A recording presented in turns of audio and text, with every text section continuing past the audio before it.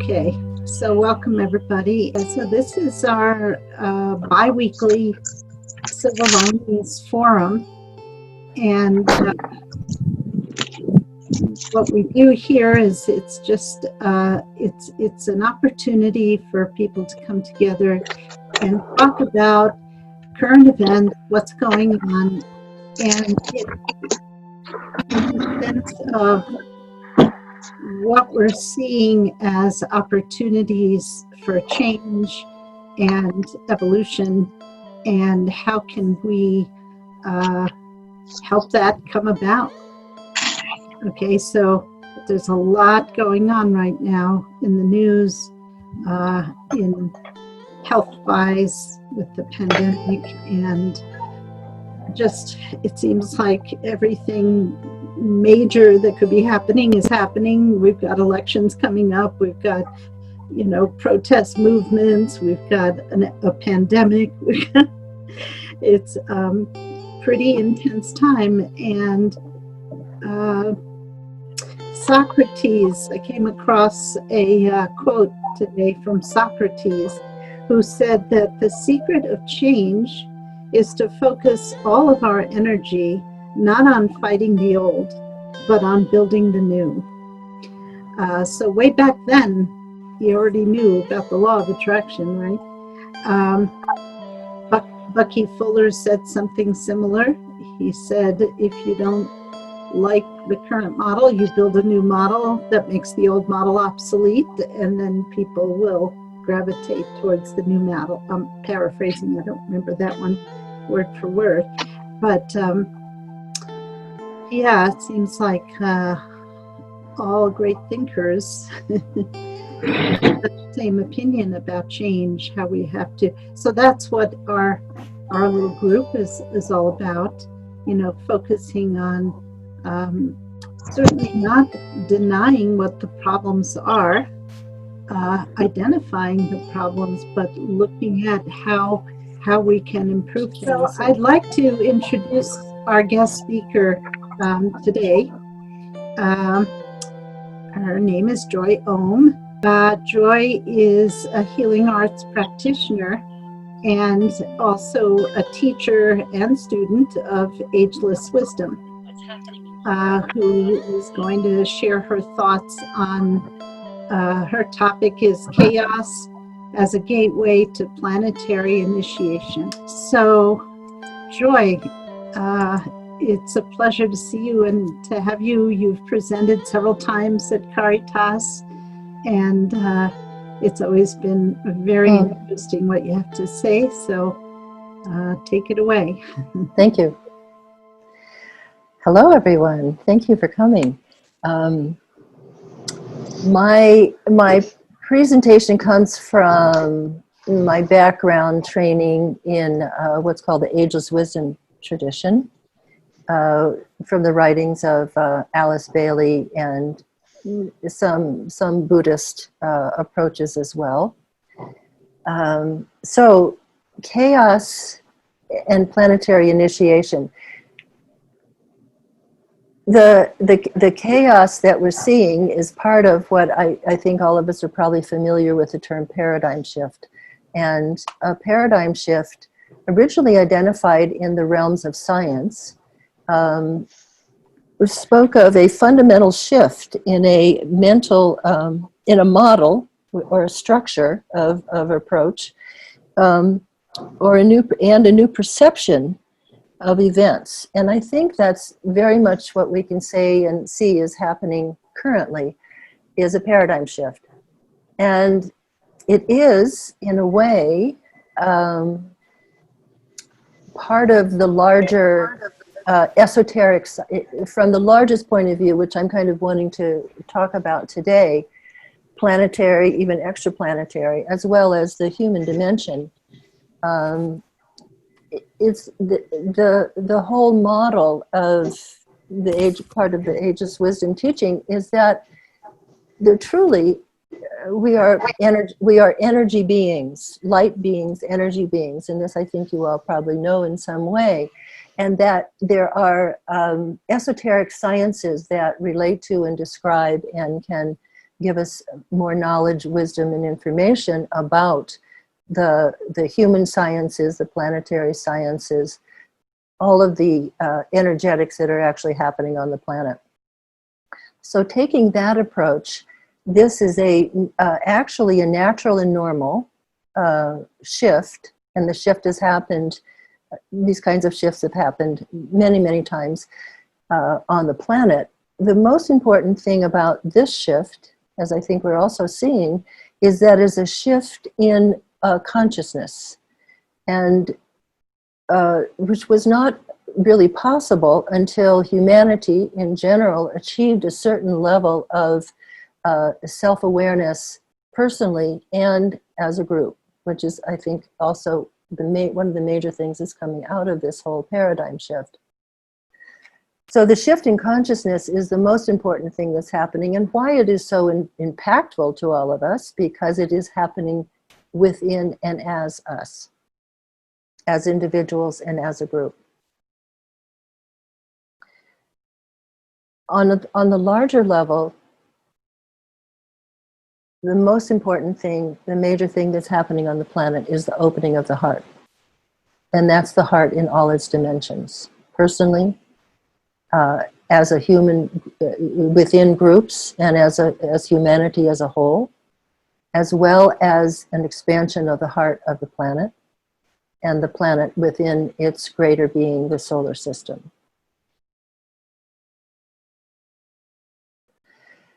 So just to start on just kind of a basic fundamental level, because this pandemic is the thing that actually caught our attention and our awareness, and has triggered the different levels of shifts in consciousness. I'll just share with you a little of what the Ageless Wisdom teaching has to say about these epidemics, pandemics.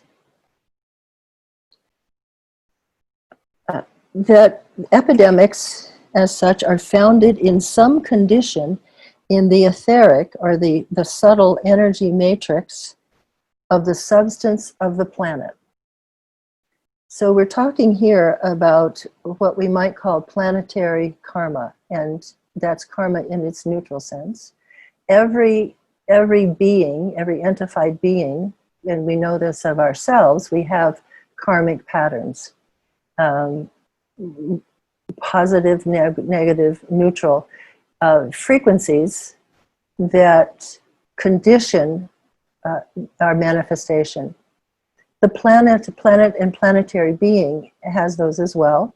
There is a great soul that ensouls the planet, the physical planet being the physical body of that being.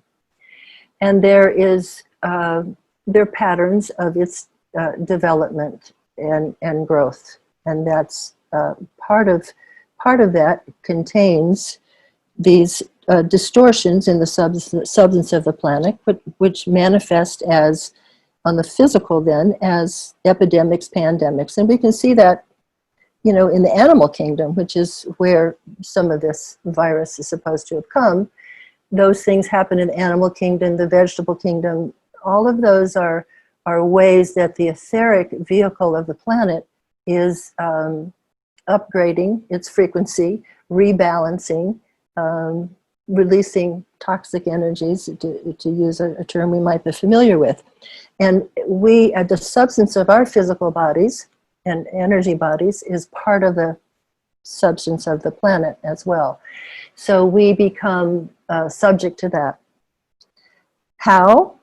When there are distortions in our field, our etheric field, which is affect our physical energy light body matrix, which can be out of balance, and we're often working on that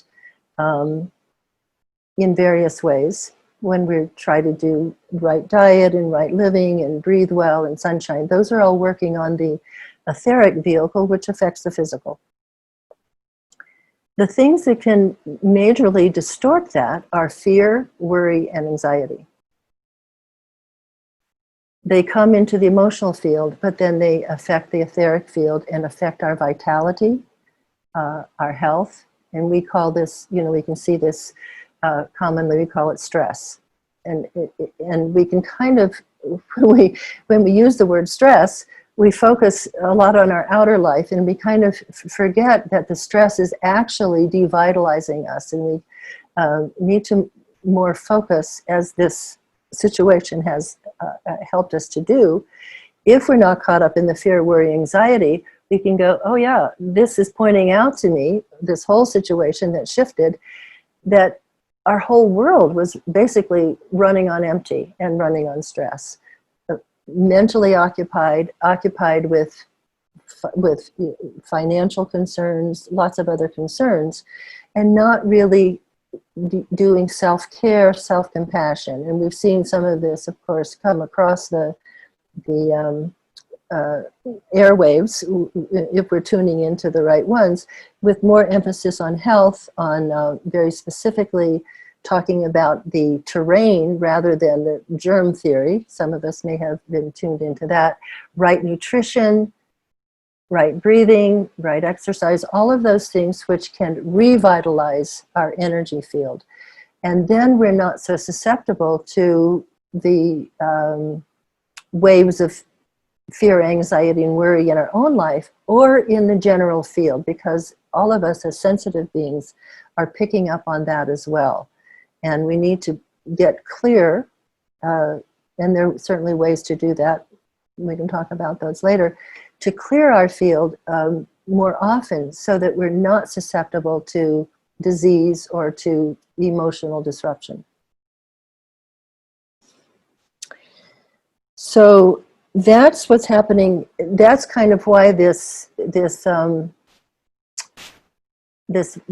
pandemic has been such a wake-up call, because our basic living life itself has to move through the dynamic of our etheric energy field in order to outpicture and be expressed in the world.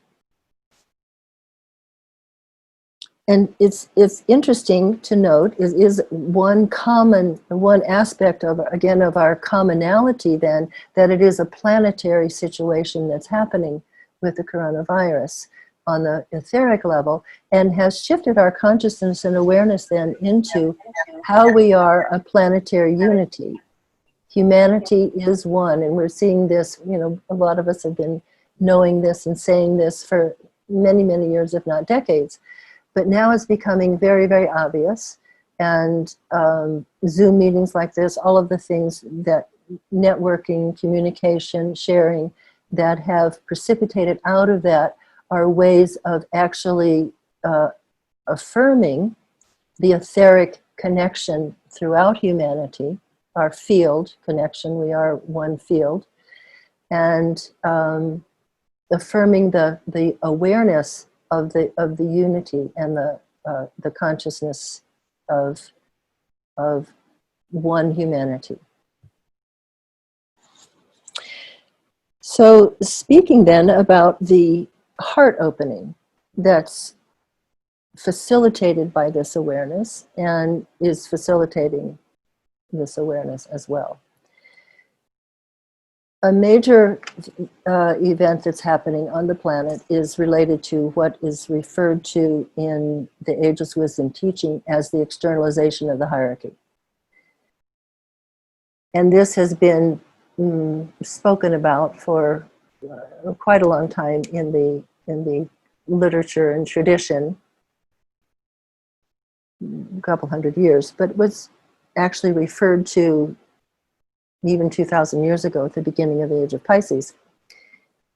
So this externalization, the masters, the teachers, the bodhisattvas, however we want to imagine them, human beings who have progressed along the path, evolved into a place where they no longer need to incarnate on the physical plane for service and expression, but exist on the higher realms in subtle bodies. And they exist actually as a unity, as a common soul, one soul, the soul of the planet, but they're maintaining their uniqueness. So it's a lot more that could be said about that. But they're they are part of the plan of the unfoldment and evolution of the planetary as a whole, planet as a whole. And they're considered, when every entity has centers or chakras, they're considered the heart center of the planet. They carry the compassion, wisdom, all of those attributes that we think and know of, those masters, beings, bodhisattvas. And their purpose is to infuse those qualities, love and wisdom, compassion, into humanity. They are the actual soul of humanity. So just as we infuse our soul being into our personality through meditation and other practices, the same thing is happening to humanity as a whole. And just as we might experience in our own practice, whenever more light comes in, the shadow is darker. It's on its way out, but it's very stark when we bring in the light. And there's also often a crisis of awareness. And that's what's happening to humanity as a whole, just as it happens in our own personal life.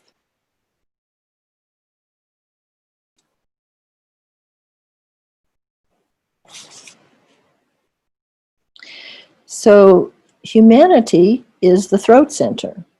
Humanity as a whole is the throat center of the planet. So we see this, again, demonstrating out as more communication, more sharing, more awareness of a common union. There's the networking that's happening, all of the meetings that are happening, the social awareness that's happening, Black Lives Matter, the indigenous people, the arising indigenous people, all of the ways that we can consciously, through mind and awareness, recognize and include all beings. So this is the major event happening on the planet, and it is a prelude and has been, the energies have been building to this for quite a while. When we look back, we can see it, certainly beginning in the 60s through the 70s, a lot happening in the 90s. And it's a preparation for this, for the externalization, and the externalization as the great teachers begin to actually embody, come onto the planet as normal, average human beings, but we'll be able to tell those of us who have tuned in or can tune in by their resonance, by their light, by their frequency, tune into their teachings and their sharings, whatever realm of human endeavor it may be in.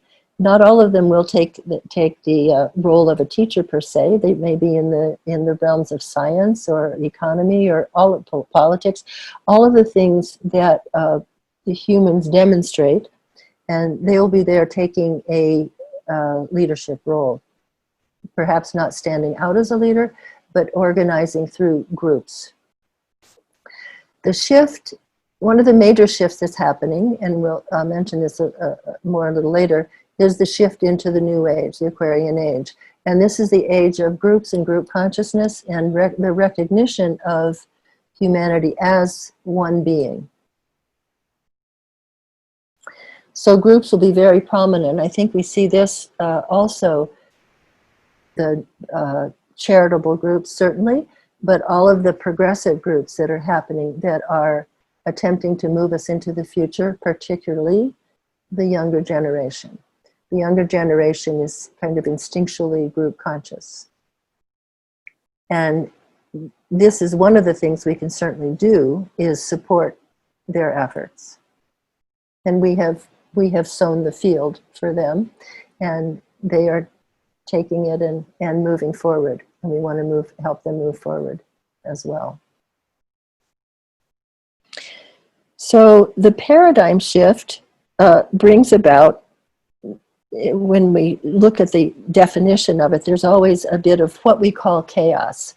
And chaos is actually just a natural destructuring process and regenerative and reemergence process. Both are happening at the same time. Birth and death are just two sides of the same coin. So what is emerging here is, again, the larger plan, as we move up a level, the larger plan of what we call the planetary being, the planetary logos. So all that is happening here is an unfoldment of that plan.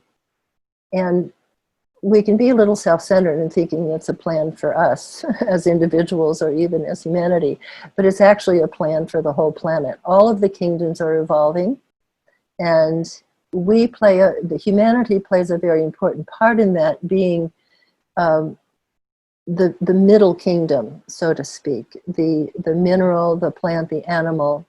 We're in the middle of that, and the shift in that, all kingdoms are expressions of consciousness and light. The human kingdom, however, being self-aware, has the opportunity to elevate the energies of the different kingdoms, and to relate those kingdoms to the higher kingdoms, the kingdom or the energy field that we call the soul of humanity, or the hierarchy of the masters, and then the greater kingdom or energies above that,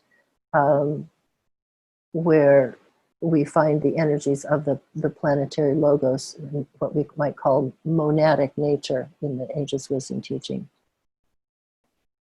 So we are participating in that plan of evolution of all of the planetary energies. And the planetary logos, the energy from there, is considered the crown chakra of the planet, which I found very interesting since Corona is crown. And so there is some relationship between the frequencies, energies, plan coming from the crown center, the head center of the planet, into its etheric field, which we talked about can harbor some of what we consider as epidemics. So it's a kind of a natural event in the life of that planetary being.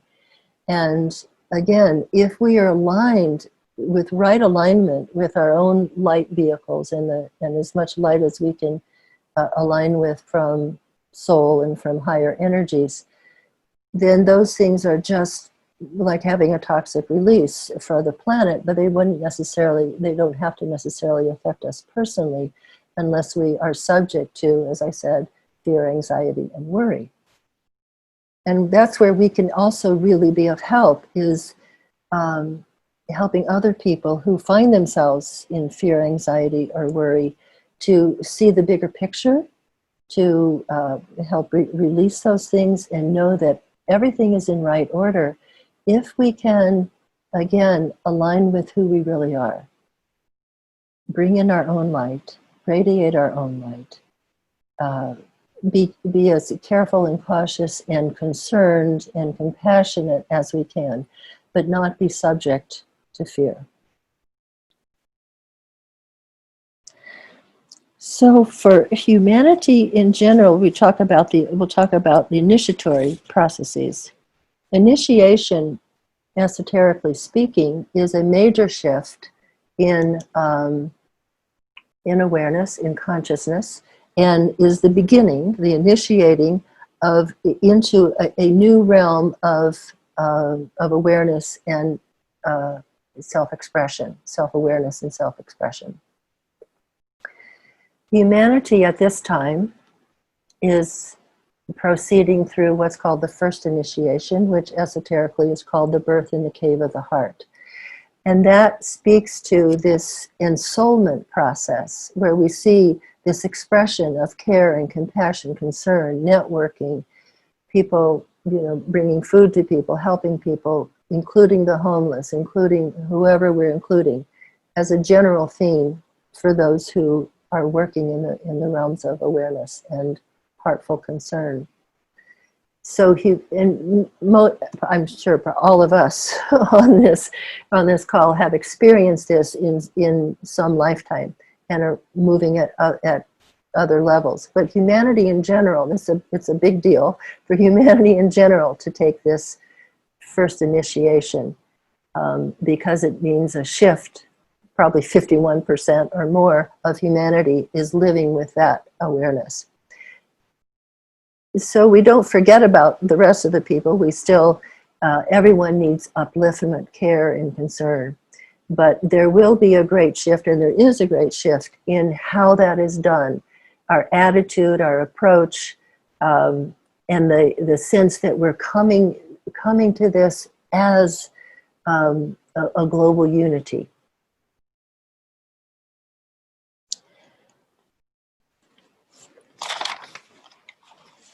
So then we want to just kind of shift out a little bit further and imagine ourselves viewing the solar system as a whole. So we can see some larger events happening. The Aquarian age, the precession of the equinox, as the solar system moves from its relationship from one constellational energetic into another. This is a large piece that's happening. And there is some debate on the, scientific and esoteric science level about when the age of Aquarius happened, but there's a shift down, there's a rise in the age, the expression of the age. The Piscean age is 2100 years.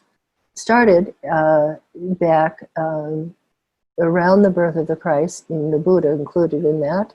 And then there's a rise in its expression, which one of the major expressions of the Piscean age was the spiritual yearning and the development of religions, which have their place and purpose. But then as the energies of the age decline, we can see them begin to rigidify and get into control and regressive tendencies. And at the same time, because there is no direct delineation between the constellations, it's a large sky, the Aquarian energies are beginning to come in. And some people say that one of the major evidences of that was the discovery of the planet Uranus, which rules, so to speak, Aquarius in the late 1700s. And age of some enlightenment coming in, philosophical awareness, but a slow arising as the Piscean age has still, and the institutions of the Piscean age were still taking hold. But definitely, we are at the door, we are at the threshold, and the light is shining in very, very brightly of this Aquarian age. And again, we see this in group consciousness. The age of Aquarius, the Aquarian principle, is a lot about group consciousness, group awareness, the principle of sharing, a lot of light, technology, the right use of technology, the technology of the subtle realms coming in, of the esoteric being more acknowledged, a common union, a love for the whole. We'll see networking, sharing, equality, and more demonstration of telepathy. So these are some of the qualities of the Aquarian energetic that we can begin to notice and affirm and say, yes, all of this chaos and all of the destructuring is happening for a reason, so that these new qualities can emerge. And I didn't get to hear Rebecca's talk 2 weeks ago. Rebecca, as you spoke about some of the planetary changes, but those are definitely part of this, as I'm sure you mentioned. The Saturn and Pluto ones this year, the destructuring and manifestation of new forms, old forms destructuring, and I particularly want to reference the Pluto regenerative quality. So to really look for that, look for the light, look for where light is manifesting, light is emerging, and a new paradigm is emerging, waiting to be birthed, waiting to be midwifed by all of us in this new age. And it was certainly set up by the Uranus-Pluto conjunction in the late 60s. We can see the kind of chaos and transitions that happened then, and in the squares that happened in the last several years. So when we look from the larger picture, we see that planets, which are chakras in the solar system, are playing also a large part in this whole solar systemic event that's happening. Just as in our own system, our chakras are, none of them are working singly. They're all working together. Some are working stronger than others in certain times or in certain people or it's certain transitions, but they're all working together, supporting each other in shifting frequencies, which we experience as change, might be uncomfortable at times, but there's always more light to settle into, to embody, and to align with.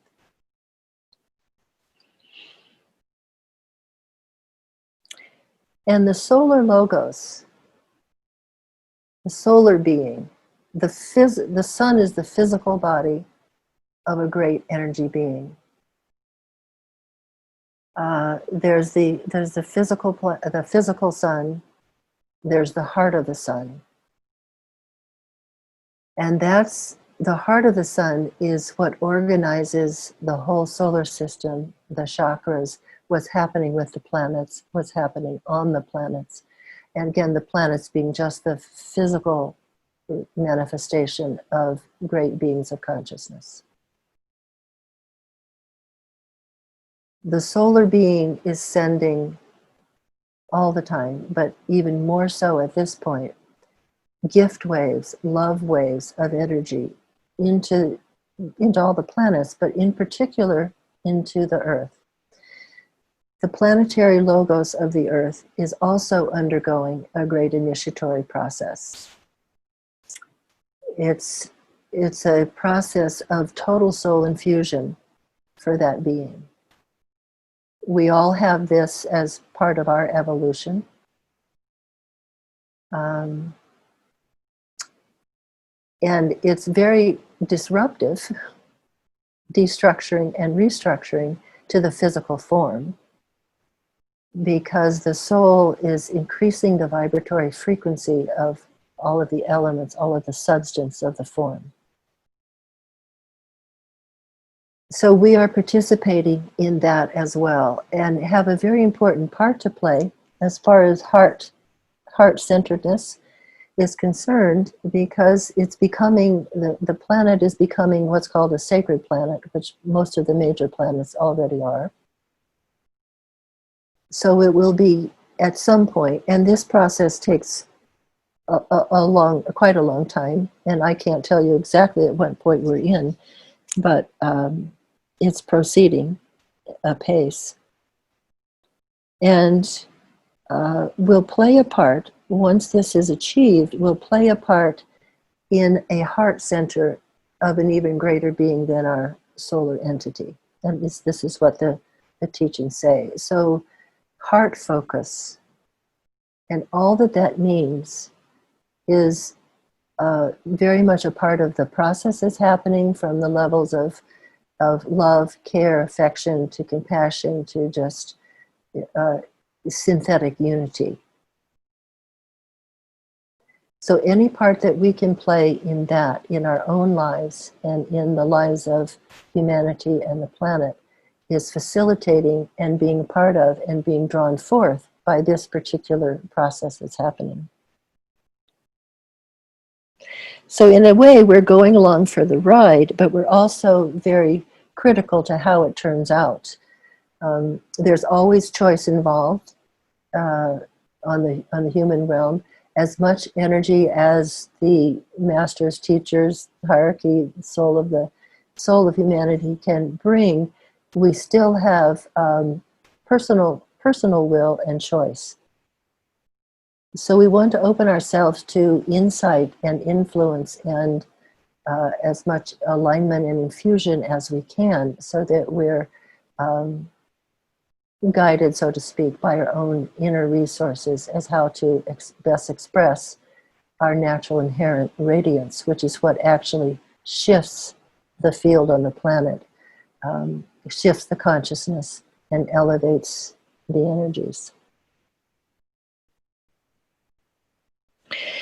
So as far as, speaking again about what we can do, it's a process of what's called embodiment, really tuning into how are we being present in our physical etheric. The physical is just the substantial manifestation of the energy matrix, which includes the chakras, the nadis, our auric field, our alignment with everything that's higher, however many chakras you want to say there are. How are we embodying those energies? How are we releasing what's in the way of that embodiment? And how are we then moving with the life energy that is coming through us? So the problems that we have, I mean, we can get very personal about our problems, but the major problem of humanity is identification with the little self and all of its little problems. So we want to shift our identity as much as we can through that alignment to the light. And hopefully this understanding of where and how the light infusion is happening, what's happening on the planet, all the different dimensions will help us to elevate our consciousness and align to the highest frequencies that we can, and bring them in, bring them through, be in a sense of equanimity and composure and actual ease within our life. We don't need the stress, and we can look now, given the space that we've been given, to how it is that we're creating that stress and that disharmony in our life. So this is about getting right equilibrium. There's nothing right or wrong, but we want to get right harmony, right equilibrium, right alignment. So that, I think, is mostly what I wanted to share. So I'm happy to hear what other people have to say. I'm sure these thoughts have touched on things that you have noticed in some ways, or thought about, or heard about, or read about. And I'm happy to answer any questions or just hear what other people have to say. And Gloria, you can take it from there. Yeah, I have a question that came up Okay. while you were talking. When you were talking about planetary evolution, would you say that one piece of evidence of that planetary, of the Earth evolving, would be the Schumann resonance rising? Do you know about that? If I would say very likely, Yeah. that because it is essentially all a matter of frequencies, and we can attribute various different names or constructs to those frequencies. But yeah, things like that shifting are definitely evidence of, and the poles shifting, if and when that happens, that's another energetic event. Right. Well, the magnetic field of the Earth, the magnetics dropping. Yeah. I remember back in the early 90s, Greg Braden did a workshop on, well, it was on a lot of things, but one of the things he talked about was how the magnetics of the Earth, which are determined by the spin, the rotation, right, of the Earth on its axis and the speed of it and that kind of thing, are like a matrix holding everything together, culturally, financially, economically, on every level. And that as those magnetics drop, that it allows more change to happen more easily. And that on the planet itself, there are places that have higher magnetics and places that have lower magnetics. And the locations where the magnetics are higher, historically, are places where change comes very slowly. Mm-hmm. And places with lower magnetics are places that change, quite rapidly in comparison. Mm-hmm. And he said, so as the planet as a whole, as the magnetics drop, change can happen. This was his theory as a geologist, I guess. And if you combine that with the Schumann resonance rising, it's an interesting, kind of unprecedented situation, because the magnetics have dropped before and the poles have shifted and all of that. I think he said something like 14 times in the geologic record, but not generally as the Schumann resonance goes up. So I think this is part of the major shift, and we're shifting on a greater emphasis on the etheric levels as opposed to the physical. So I don't know that we can know exactly what that's going to look like, but yes, that's part of what's happening. Yeah. So I was trying to think of examples in our, if we take a problem, let's say, the problem we're having, the problem of racism, which, I've always thought of it primarily in this country, and now I realize because of the movements everywhere, it is everywhere. I mean, I knew it was to some extent, but I've just become so much more aware of the multitude of instances and situations regarding that. And so I was trying to think of, you were talking about the heart focus, focusing increasingly on the heart chakra, which, the earth is under the love wisdom ray, isn't it? So it's our task. It's our task to increase our capacity for love, right? And I was thinking, so in terms of racism, the thing that I always, that always comes up for me in terms of, how can we approach this problem through the heart? I think of restorative justice. And because that, in restorative justice, everyone gets heard, and the emphasis is on healing rather than punishment. So that is a much more heart-centered approach to a problem like that. And it has, it has proved very helpful, very healing in South Africa at the end of apartheid, when they had the Truth and Reconciliation Commission.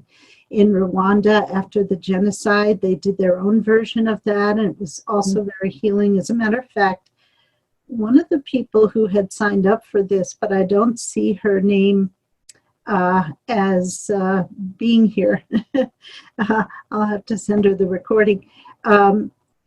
Recently connected with me, and she's from Rwanda, and I had asked her about that, how did that go? And she didn't go into any detail, but she said it was very helpful. So, so that's just like one example, and I'm inviting everyone to give other examples. How can we approach some of the problems that we're going through in a heart-centered way, rather than, anger and fear, right? So let's open that up to the group if anybody would like to chime in.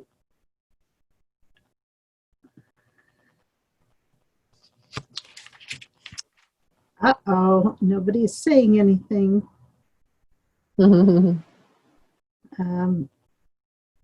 I'd like to think of, you were saying all kingdoms are evolving. Can you give examples, any examples of that? Like, I'm not quite sure how, when you say all kingdoms, are you talking about like the mineral, vegetable, animal, human? Is that Well, what you mean by I all think kingdoms? one example is I think we see many videos now of animals expressing care for each other, even different species towards each other, and expressing communion, communication, and care for humans. Our shift in consciousness affects their shift in consciousness. I know some people think the animal kingdom is more evolved, but it's not self-aware. Mm-hmm. And of course, self-awareness has its downside as well. But yeah, just seeing that the consciousness of humanity is affecting the more we're domesticating animals, bringing that's part of the shift in consciousness. Certain animals open to domestication. We're seeing more emphasis on those, particularly the cat, the dog, the horses, elephants. Those are ones that are particularly intelligent, aware, and open to our consciousness, which doesn't mean that they're not still being, killed or abused, as they are, but there's a different connection that's happening.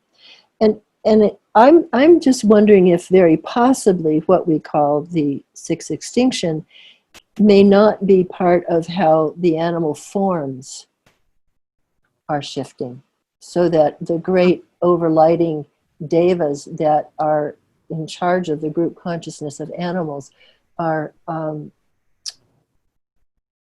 shifting the energy out of the physical form of the animal into a more conscious form. I don't know about that. That's just an intuition that, what we experience as extinction might be a shift that's happening on another level. Mm-hmm. I know I've seen some videos, some reports on domesticating foxes. Mm-hmm. In fact, I think in Japan there is like a fox dog. I'm not quite sure exactly whether they interbred the fox with the dog, I'm not sure, or whether it's just a kind of fox. But I remember one day somebody brought one into the center, us, and he said, "This is a fox dog."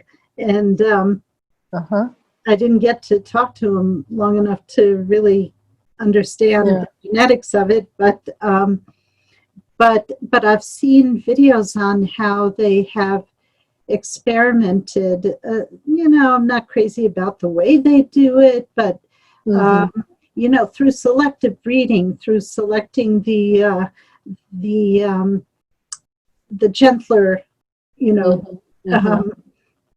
foxes, and how, in doing that, they have noticed that they start looking more like dogs, like their heads get broader, they start taking on different colors, their ears change. Very interesting. And I mean, that's our doing. That's not just a natural. Gloria? Yeah. Foxes change physiologically when you domesticate them, whether or not they are inbred. And so selective breeding does not entail all of the changes that go through. So, for example, if a fox that lived in the wild and is then domesticated, the same fox, their tail will straighten and get longer. Oh, it will, huh? Oh, interesting. And the shape of their head also. I don't know about that, but I know that the tails change dramatically. Oh, yeah. Yeah. Well, they were experimenting with this in Siberia. I can't remember what group it was that was doing this, but it was very interesting. And they even started making more of a barking kind of sound. And yeah, it's really interesting. But I don't know. By the way, the biggest brains are whales. So cetaceans have the biggest brains on the planet, even larger than elephants. So they're the ones with a really large brain. Yeah, and we've always assumed that the bigger the brain, the more intelligent the animal. But when I saw this presentation years ago by Rupert Sheldrake, he was at Naropa one time and he gave a lecture, and he played this video of this African gray parrot. And this parrot had a vocabulary of like 950 words and spoke in sentences, making similar mistakes to like the average maybe 3 or 4 year old child, but he used the pronoun I. And not only that, I mean, he spoke in sentences, he knew what he was saying, and if his owner, he was so tuned into his owner that if his owner thought about calling her friend Don, the parrot would say, "Hello, Don," like he read her mind. And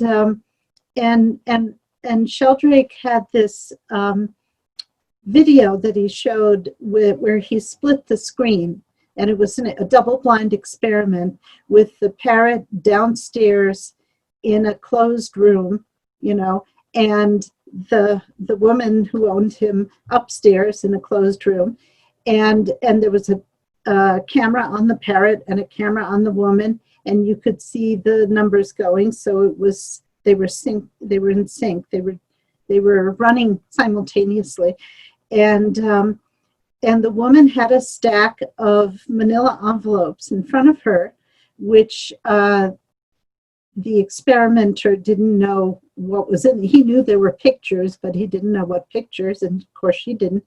And one by one, she would take a picture out of the envelope and look at it. And I remember one of the first ones, if not the first one, was this very large, deep blue flower. And the parrot says, "What a beautiful blue flower," right? And then she takes out the next picture and the parrot comments on that. And it was something like 45% accuracy that the parrot expressed. And plus, I don't know that the parrot knew that he was, like he, on trials where he didn't say anything, he might have still known what it was. He just didn't express it. But even 45% was way beyond any kind of, expected odds.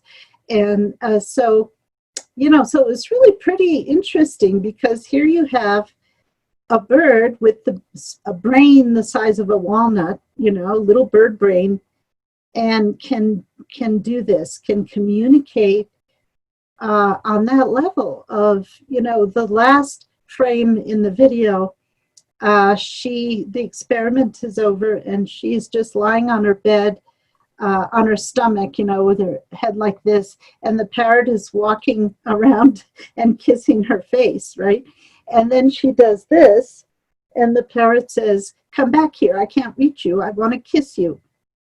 So, I mean, this is, little bird brain. So I'm not sure that the size of the brain is the defining thing as far as intelligence.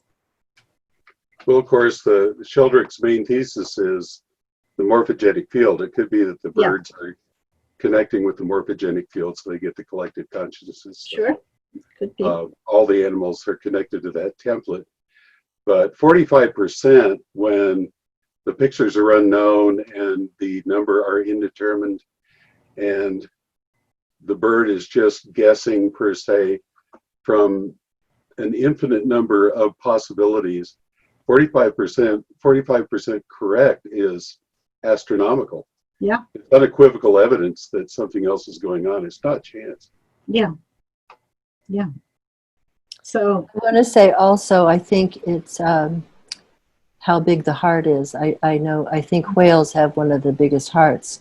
And having been with whales, that's the most evident thing is, it's my intuition that whales are really holding part of the heart center of the planet. Mm. They have a much greater mission and immersion in consciousness and from consciousness And that's part of it. May be part of the evolution of whales, because certainly we treated whales, way differently and experienced them way differently before, depending on our level of consciousness. But whales and other creatures, dolphins, are definitely participating, and perhaps participating more as we elevate our consciousness. Star Trek would agree with you. Yeah. I need to go, but I wanted to thank you, Joy, and Gloria. Thanks so much. It's been really great to be here. Yes, thank you. I look forward to joining Thanks, you Mary. another time. Thank you. Okay, thank you. Love your picture, Mary. Oh, beautiful. Yeah, picture behind her. I wonder if there are any other questions or thoughts about, like you first said, Gloria, to actually ameliorate some of what we perceive as problems. I'm thinking along the line of restorative justice, certainly education, right education, education that acknowledges the gifts, skills, presence of each unique individual. Yeah. Our education system has a long way to go. Yeah. It's just, I'm always amazed at how it seems to have gone backwards in the past. And I guess it wasn't just accidental, but, in the past, say, 50 years or so, the dumbing down thing has been just crazy. I pay a lot of attention to what the young people are thinking about. I have kids in their teens and 20s. And, their consciousness is not as dense as ours. I think we, growing up, especially white in Western culture, have had this perception of things are okay and they're heading in the right direction.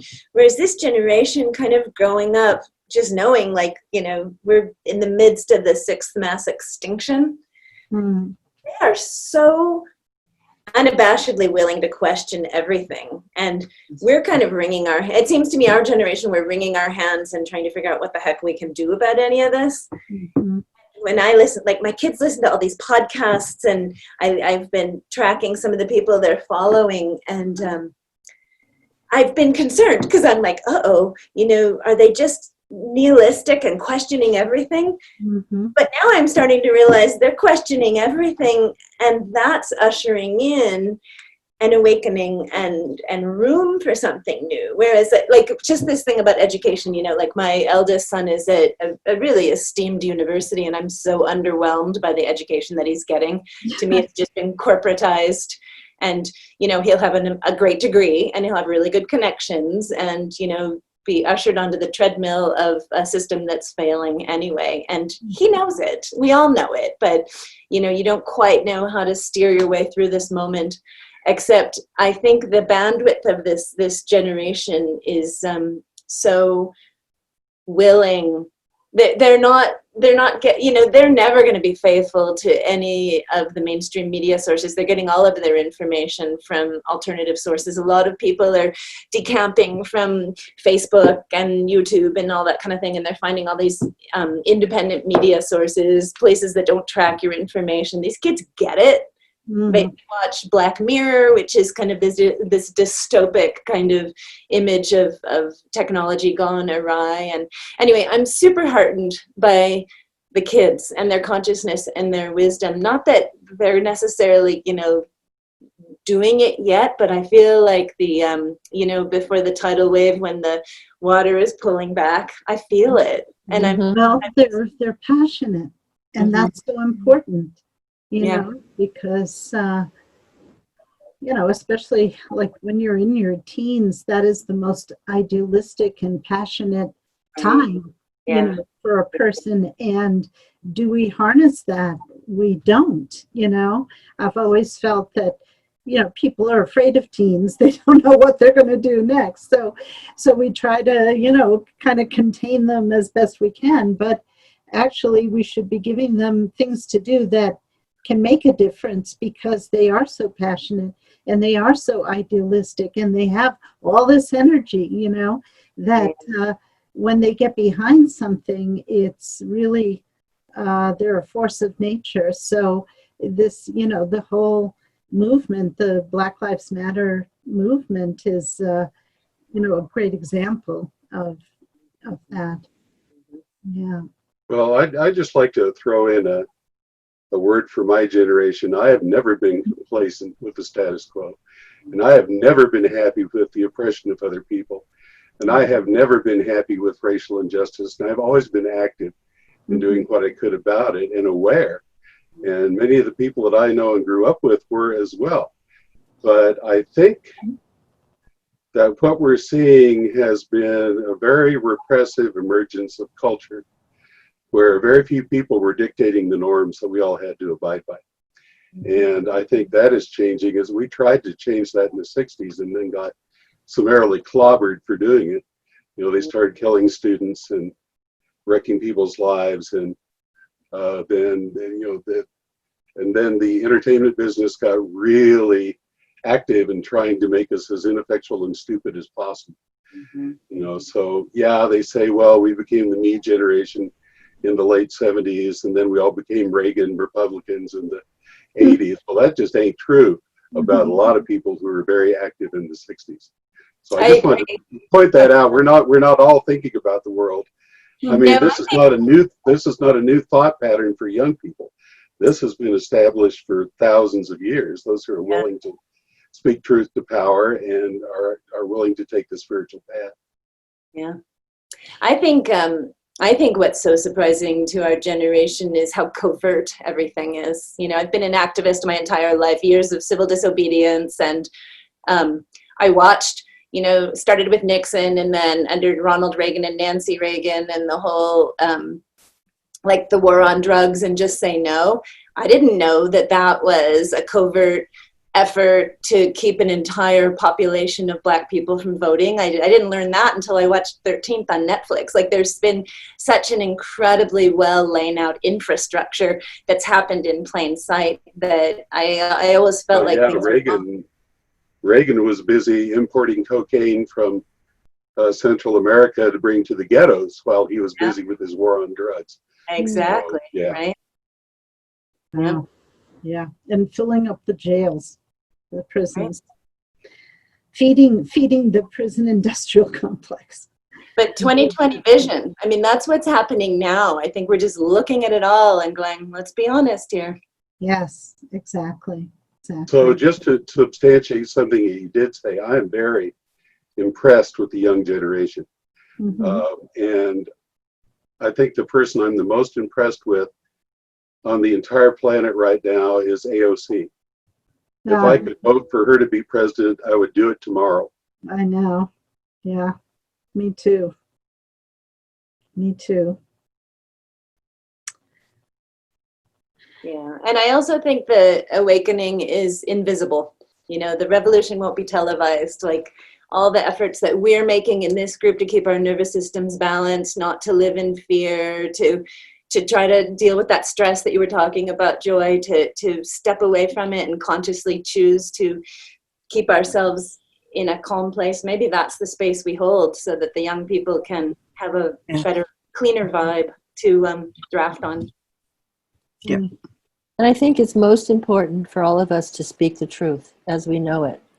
And the truth of spirit, of soul, of light, of energy, of what's really happening, and not be afraid to say what we know to be true, even if people can't hear it. They'll hear it on some level. And so we need to really step forward and say what we know to be true. Mm-hmm. Yeah. Yeah.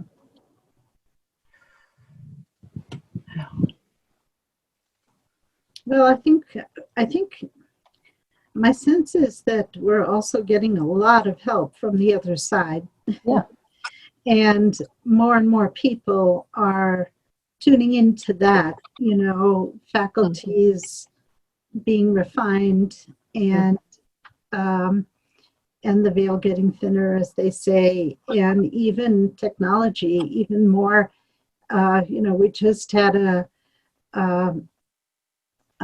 man by the name of Mark Pitstick. We had him on. I was interested in the work that Gary Schwartz is doing at the University of Arizona with, he's done a lot of research on mediumship and that kind of thing, published all these books on that. But lately he's been doing, developing technology that can facilitate communication with the other side, and having some interesting results, where they have like a Faraday cage, like this sealed, room or little chamber, and they have all these instruments that measure light and measure energy in the room and measure something else. I don't remember what the other thing was, and they'll ask they have all these spirits who are working with them, right? Including scientists on the other side, like, Tesla and Einstein and those people supposedly. And so they'll ask one of them to enter the room, and they'll watch as the instruments record the shift in, in energy. And I think, gosh, I don't remember all the details, but we did record it, so it's all on the recording, and he shows all these different instruments that they're using, and how the spirits are communicating. Still fairly rudimentary, more in the yes no kind of thing, but increasingly other ways as well.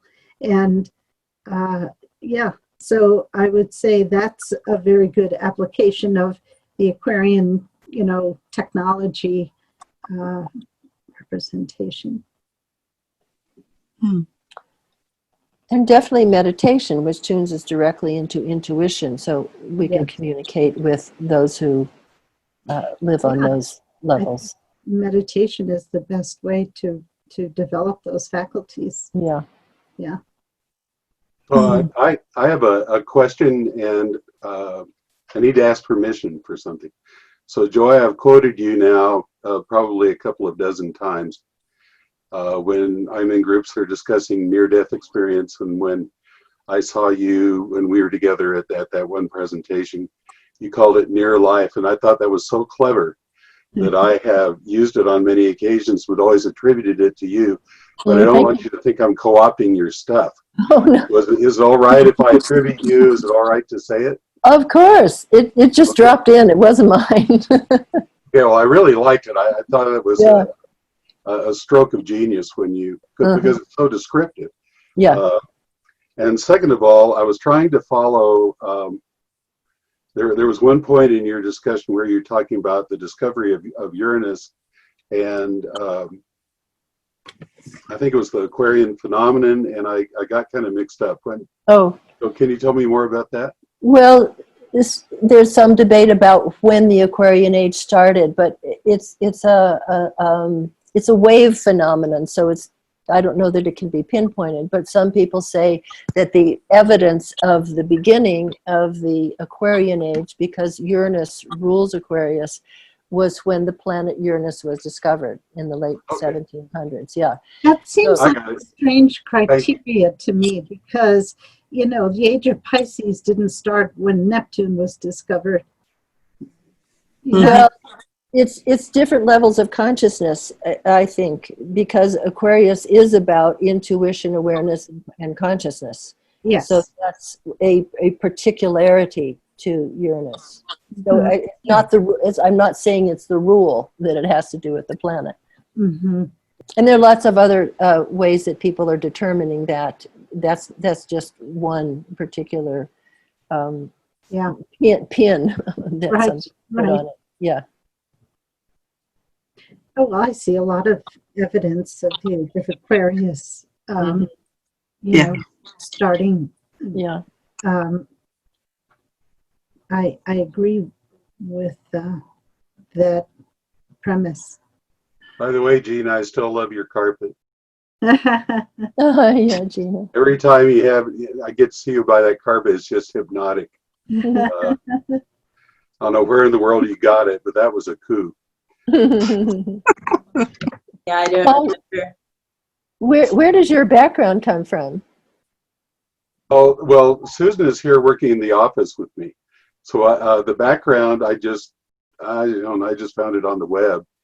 When I was setting Zoom up, I wanted to have some backgrounds that would be, usable and thematic and all of that. It's projected onto there? Yeah, you can choose from any number of backgrounds. Oh, to be behind? Oh, Yeah, I didn't know that. Oh, yeah, see? Oh, something to learn. I'll have to figure that out. He doesn't really live on the moon. Well,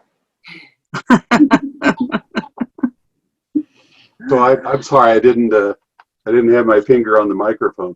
So I just found that on the web, and Susan's working with me here in the office, and so she doesn't like to be on screen when she's just working, so I do it as a courtesy for her.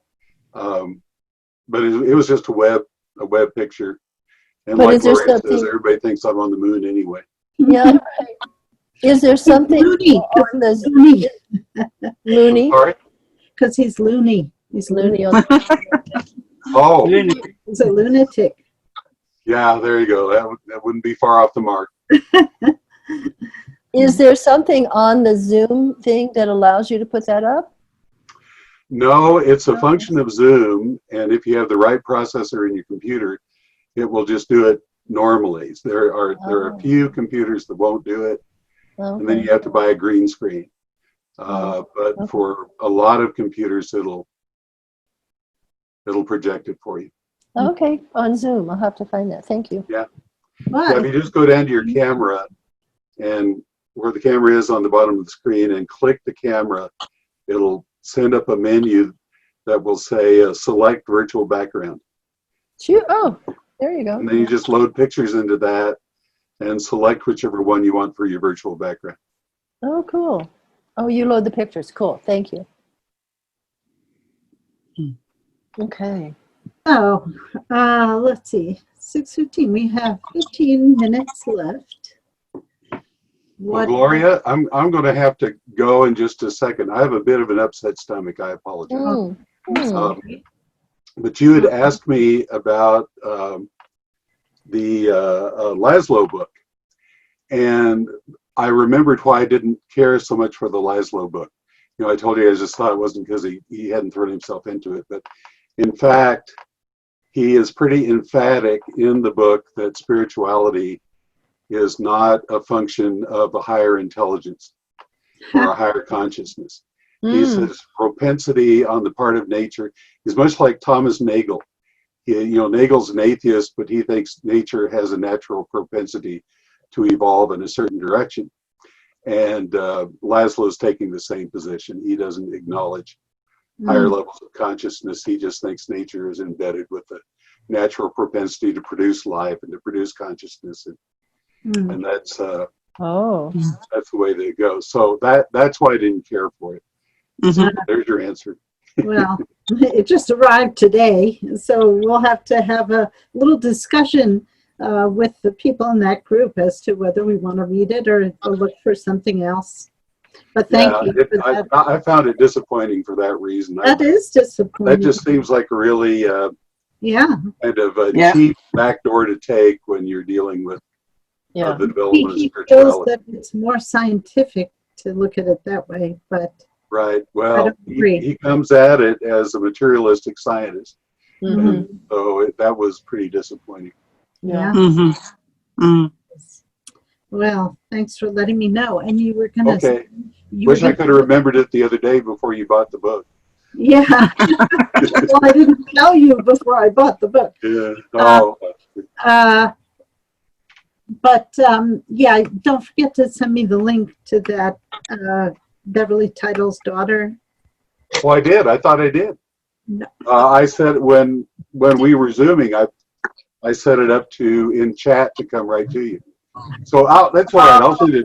I'll send it to your email. Yeah, send it to my email because I don't know how to access that chat thing after the thing is over. But anyway, yeah. Okay. Thank you. Send it Yeah, again. I'll definitely send it to you. Okay. Oh, Thanks, I Paul. see it. Yeah. Okay, Paul, thank you. Bye. Well, Joy, Glad thanks so glad much you're here. for being here, and thank Yeah. all of you, and thanks, Gloria, and I'll see you next time. Yep. See you hopefully Monday. Let's see. Oh, I looked in the chat, Gloria, and someone had a question there. yes, there is a question. Can you speak more about the whales? I cannot be on camera because I'm working. Okay. Well, I'm not sure what else I can say about the whales except being with them. I haven't like studied whales or investigated them or anything, but being with them, the heart opening is so big and so huge. And you can, and I wasn't able, I intended to go and swim with them, but we couldn't actually do that because other boats were around. But when I just went out with them, the field of energy that they hold is definitely a heart field, very big, and you can tell it's not just, individual heart to heart. It's a planetary field that they're holding. That's all I can say. Mm-hmm. And I'm imagining that is part of their purpose, that they're committed as a unit to this manifestation of heart energy. Coming from the Devic, or the other, the other realms other than humanity, the other Devic, angelic, those realms, that's how they're participating in this planetary shift and holding of the centers. Mm. Yeah. Because the shift is happening not just to humans. We can get very self-centered about that. Mm-hmm. It's happening to in and through all of the kingdoms on the planet. Mm. Yeah. Yeah. Well, I hope it. I hope it speeds up with the humans, because there's just before much more damage is done by autocratic leaders and oligarchies and all of that kind of thing. Yeah. That you mentioned about the brighter the light, the darker the shadow, or whatever. Yeah. I mean, although there is that light that doesn't cast any shadow, right? Mm-hmm. But I think that so much of what we're seeing in terms of, what you might call shadow, is a reaction of fear to the sense, and I don't know how conscious it is, but the sense that things are evolving and that energies are going higher, and gosh, I think we owe such a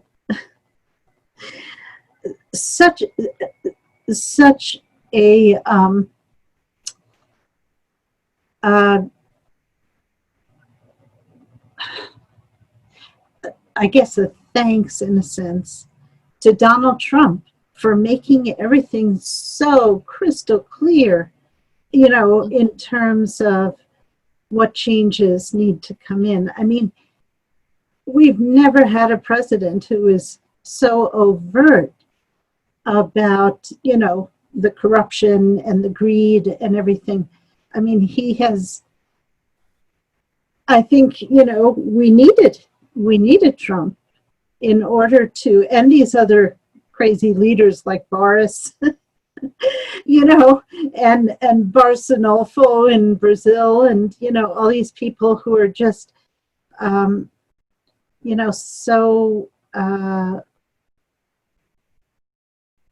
directly, 180 degrees from anything heart-centered, right? And because it has become so much more obvious. I mean, in the Reagan years, it was quite well hidden unless you noticed, unless you were kind of really looking for it. So much of this stuff, the corporate greed and everything, has become so clear, so so transparent, that it has sparked the kind of response that we're seeing right now, with racism just being one of those areas that have become clear. So I think that I'd like to see him replaced in at the election. I'm hoping he will be, but I think we needed this. He woke us up.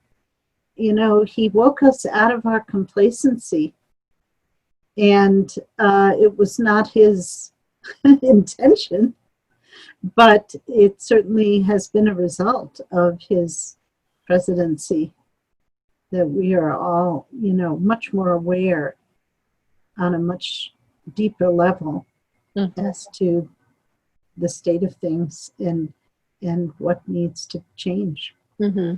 Yeah. He represents the forces of materialism. Yes, absolutely. Power and money and status quo. Mm-hmm. And that's becoming very obvious, to people that it's not just him, it's that whole cadre who want to stay with the past. Yes. Yeah. Status quo, maintain the status quo. Yeah. Yeah. So, Rebecca, do you have any thoughts on that? I have been, it's a little bit in keeping with the whole idea of the changeover into the age of Aquarius. And then I think people like Trump and Boris Johnson, they're archetypal. They represent an aspect of a kind of leadership or a kind of macho, whatever, thing that is leaving, that is associated with it's not like they're typically Piscean, but there's a changeover from a different consciousness. Yeah. Well, in spiral dynamics, we would call it combination of red and orange. The red is the warrior, and the orange is the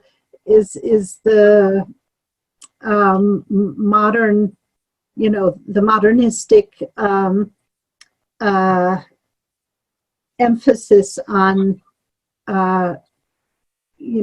just achievement at any cost, and eternal growth and greed, essentially. Yeah, absolutely. Yeah. And I've been thinking how the whole paradigm that we've had with our economy having to constantly grow is, I think, a result of, one day I just sat down and I thought, okay, so there's got to be something, there's got to be a kernel of truth in that somewhere. Where is it? Because it's clearly not on a materialistic level. And I thought,